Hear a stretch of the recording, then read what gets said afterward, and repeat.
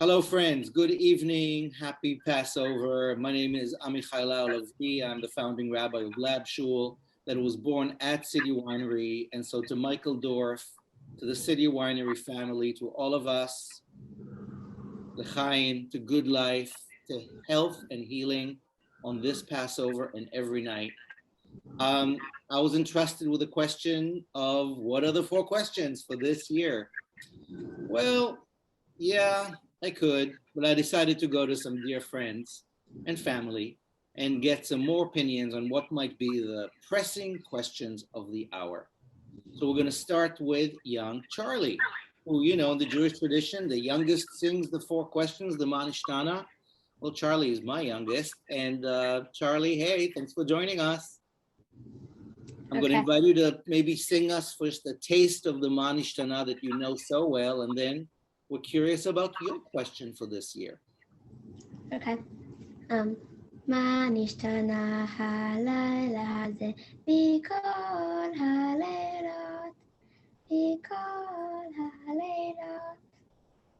And my question is, how can we feel empathy for others' slavery when we only use Pesach to talk about our own? Wow, that's a great question. How can we translate the story of Pesach beyond just thinking about our own history to what we need to do today for the freedom and dignity of everybody? Wow. Well, for the 10-year-old activist you are, thank you for popping this question into our Passover, Charlie. You rock. Stay on. Let's see what Veal has to offer. And let's see what other questions come up. So Dvir Cohen Iraqi, those of you in the Lab Shul family know Dvir as our amazing cantor and musical spiritual leader who brings the Yemenite tradition and the Israelite flavor and with his unique gift. And so thank you for joining us in Israel this evening, Dvir. Good evening. What's your question? For me, as a Jew, as an Israeli, as an artist, and as a person, how can we make ourselves a beacon of light, a beacon of our unique light? How can we let go of the comfortable weep and the desire to lash out and instead take the hard path inside? How can we be taking responsibility to our inner world? Wow, thank you. So just like Charlie took it outwards, how do we translate the story of our enslavement and freedom to our responsibility today towards others? How do we take it inside? How do we take the story of Passover as our inner metaphor from what keeps us in the narrows to what we can do to breathe deeper? I'm going to add my question for this night, for this year. We're all coming out of and we're still in a plague, a global pandemic. And so we did this Seder on Zoom last year. We're going to do it again this year with some more hope. But I'm curious, if plagues are so much part of the Passover story, it took 10 plagues to get the resistance of Pharaoh to end.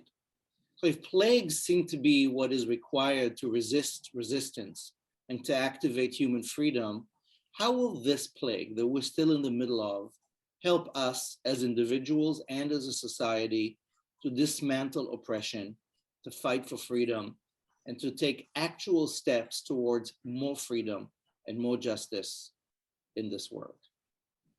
I want to believe that this plague, this pandemic, is in some way, like those plagues of Passover, teaching us something we might not yet know. So friends, these are three pretty decent questions, I'll say, added to the repertoire of whatever's on our Seder plates tonight.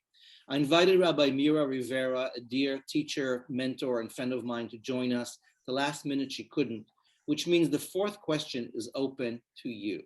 I want to invite all those of you watching us tonight, whether you are at the downtown Seder, appreciating all the gifts of art and activism, whether you're using this at your actual Seder, or just checking this out. What is your question for this year, for Passover 2021, unlike any other? To end this little segment, Dvir, would you share with us some of your tradition of Manishtana for Passover night?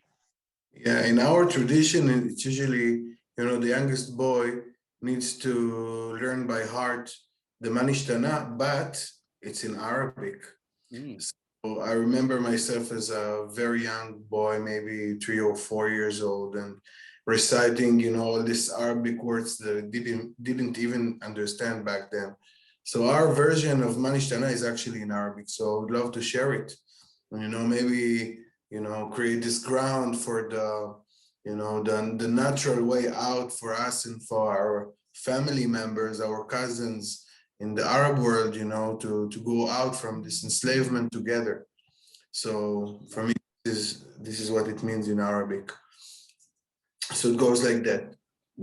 Ma khaba